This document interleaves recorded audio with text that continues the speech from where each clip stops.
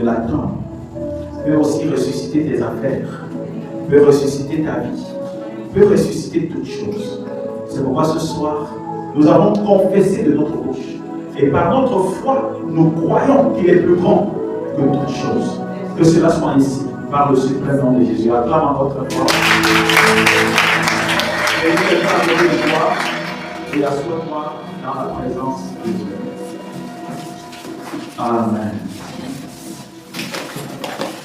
Bien-aimés dans le Seigneur, c'est par la foi que j'ai pris la décision que nous devons faire culte ce soir. Tout simplement parce qu'il y a des principes divins qu'il ne faut pas briser, quelle que soit la situation dans laquelle nous traversons. Vous le savez très bien, nous sommes aujourd'hui le 30 octobre. C'est précisément le dernier jour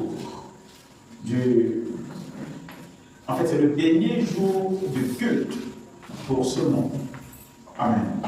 C'est le dernier jour de culte pour ce mois. Et la parole de Dieu dit, la fin d'une chose vaut mieux que son commencement. Nous avons commencé ce mois, nous avons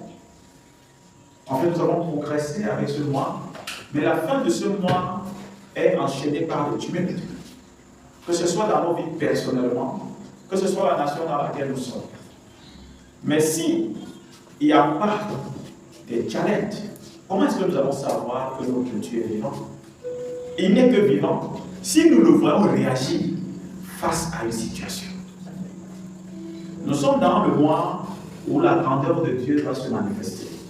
Et nous devons clôturer ce mois dans la foi, sachant que nous avons été introduits dans la grandeur. Et rien ne peut nous enlever là-dedans. Peu importe ce qu'on vit. Ce n'est pas ce que tu traverses ou ce que tu ressens qui est la vérité. Mais c'est ce que tu crois. Ce que tu crois peut être différent de ce que tu vis ou de ce que tu ressens. Mais ce que tu ressens, bien aimé, c'est une confrontation entre toi et une réalité. Mais tu dois faire dominer, tu dis bien, tu dois faire dominer ce que tu crois. Ce que tu crois doit dominer sur ce que tu vis. C'est pourquoi, bien aimé, il est temps de manifester ta foi. Il est temps de réagir avec ta foi. Parce que c'est par elle que nous avons accès aux promesses divines. Tout ce que Dieu nous a promis, tout ce que nous croyons, c'est par la foi que nous avons accès à cela. Si donc, par la foi, nous avons accès aux promesses de Dieu, il est donc hors de question que nous continuions à nous plaindre si la foi est présente. Si on se plaint, c'est que la foi est absente. Si on continue à se plaindre, ça montre que la foi est absente. Parce que si elle est présente, elle doit se justifier par les œuvres et non par les paroles. Ta foi, elle ne peut pas être présente et tu te mets à te plaindre. Parce que celui qui a la foi, au lieu de se plaindre, il prie. Lorsque la foi est absente, les plaintes s'installent. Mais lorsque la foi est présente, la prière monte.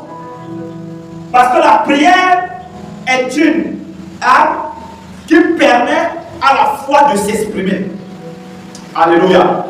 Donc, bien aimé, si ta foi est présente, il est hors de question de continuer à te plaindre. Parce qu'elle doit se justifier par les œuvres et non par les paroles inutiles.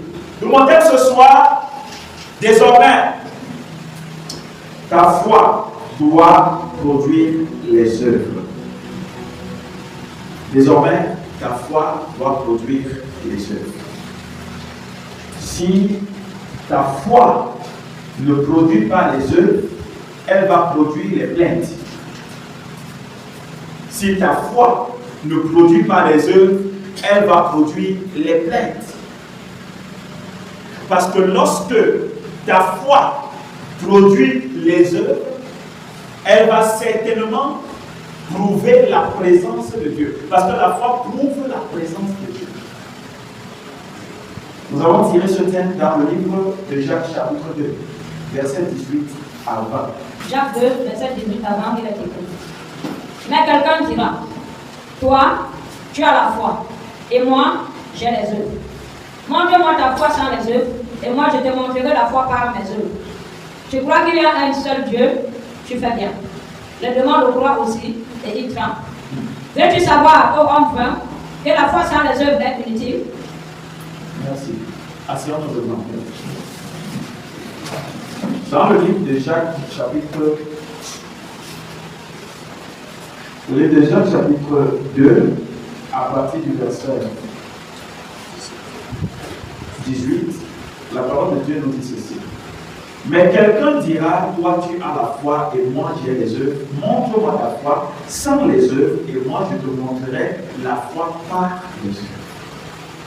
Vous savez, l'affaire où nous avons l'habitude de dire que nous avons la foi ne doit pas être juste une manière de parler en tant que chrétien. Le fait de dire que tu as la foi doit se prouver par les œuvres. Si tu crois en Jésus, les œuvres de la foi doivent le justifier. L'absence des œuvres de la foi, l'absence de la manifestation de la foi fait que l'on doute que nous avons la foi. Parce que si tu as la foi, tu dois changer les choses. Mais tu ne dois pas attendre que l'homme vienne changer les choses. Non. Ta foi doit parler et crier plus haut que tes problèmes. Tant que tes problèmes continuent à crier plus haut que ta foi, ça veut dire qu'elle n'existe pas. Parce que si elle existe, elle dominera sur tes problèmes. Bien aimé, écoute-moi très bien. Si tu parles de la foi sans les œuvres, elle n'est pas visible. Elle est invisible. Elle n'est que visible si elle est productive. Une foi qui ne produit pas n'existe pas. Je dirais même qu'une foi qui ne produit pas est un mensonge. Parce que tu ne peux pas dire qu'il y a une chose qui existe et dont il n'y a aucune preuve. Dieu est invisible. Personne n'a jamais vu Dieu. Mais il a prouvé qu'il existe par les choses que nous voyons. La parole de Dieu dit clairement que lorsque nous regardons le ciel et la terre et tout ce que cela en fait, personne n'a besoin de nous dire que Dieu existe. Nous croyons et nous voyons que Dieu existe. Parce qu'il a prouvé qu'il existe. Donc une chose invisible qui n'a pas prouvé qu'il existe est un mensonge. Parce que Dieu lui-même, étant invisible, il a prouvé qu'il existe. Que même si on ne le voit pas, il est là. Même si on ne voit pas Dieu, il est là. Donc si tu dis que tu as la foi en Jésus, même si on ne voit pas ta foi, on doit voir les œuvres que ta foi a produit. Et au verset 19 dit, tu crois qu'il y a un seul Dieu, tu fais bien. Les démons croient aussi. Et ils tremblent. Veux-tu savoir, ô homme vain, que la foi sans les œuvres est inutile? Vous savez, ne dites même pas à quelqu'un que vous avez la foi si votre foi n'a pas la capacité de démontrer sa puissance. Nous sommes dans un royaume où les choses se prouvent par la puissance. Il y a deux royaumes qui s'affrontent. Le royaume de la lumière et le royaume des ténèbres. Et c'est puissance contre puissance. C'est ce que Dieu dit dans le livre de Psaume, ton Dieu ordonne que tu sois puissant. Et que le faible dise que je suis fort. Parce qu'il n'est pas toléré que dans le monde spirituel tu sois faible. Tu es faible, tu es dominé. Tu es faible, tu es écrasé. Tu es faible, on te mange. Tu es faible, on te piétine. Tu es faible, on t'écrase. C'est pourquoi ta foi doit parler dans tous les domaines de ta vie. Ta foi ne s'exprime pas seulement parce que tu viens à l'église. Si ta foi, c'est juste parce que tu viens à l'église, elle ne te sert à rien. Si hors des murs de l'église, si hors de ta Bible, elle ne peut pas se manifester, alors garde-la pour toi-même. Ne parle même pas d'elle, parce que c'est une honte.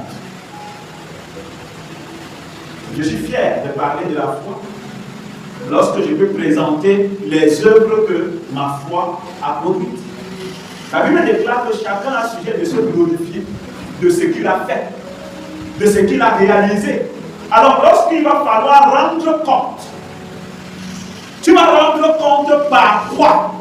Qu'est-ce que ta foi a produit? Bien aimé.